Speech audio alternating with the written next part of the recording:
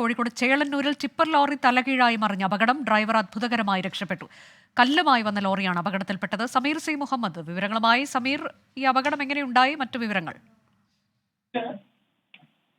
അനൂജ, ഇന്ന് രാവിലെയാണ് ഈ അപകടം ഉണ്ടായത്. ചേളന്നൂരിൽ ടിപ്പർ ലോറി അപകടത്തിൽപ്പെടുകയായിരുന്നു. ഇതിൽ കല്ല് നിറച്ചിരുന്നു. അങ്ങനെ ഭാരവുമായി വന്ന ലോറിയാണ് അപകടത്തിൽപ്പെട്ടത്.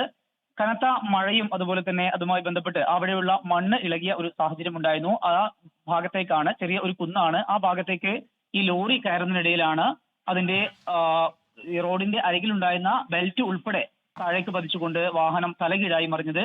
ഡ്രൈവർ അത്ഭുതകരമായി രക്ഷപ്പെട്ടു. ഒപ്പം തന്നെ ഇതിന്റെ സഹായി ഉണ്ടായിരുന്നു. സഹായി ഈ വാഹനത്തിന് ഈ വശങ്ങൾ പറഞ്ഞു കൊടുക്കുകയായിരുന്നു. ആ ഭാഗത്തേക്ക് എത്തുമ്പോഴാണ് വളരെ പെട്ടെന്ന് ഈ ഇതിന്റെ ബെൽറ്റ് ഉൾപ്പെടെ താഴേക്ക് പോവുകയും വാഹനം തലകീഴായി മറിയുകയും ചെയ്തത്. എന്തായാലും ഡ്രൈവർക്ക് കാര്യമായ പരിക്കുകളൊന്നും ഇല്ല എന്നുള്ളതാണ് ആശ്വാസം നൽകുന്ന കാര്യം. ഈ ടിപ്പർ ലോറി അവിടെ നിന്ന് എടുത്തു മാറ്റാനുള്ള ശ്രമങ്ങൾ ആരംഭിച്ചു. കോഴിക്കോട് ചേളന്നൂരിൽ ടിപ്പർ ലോറി തലകീഴായി മറിഞ്ഞ അപകടം. പരുക്കില്ല ആർക്കും.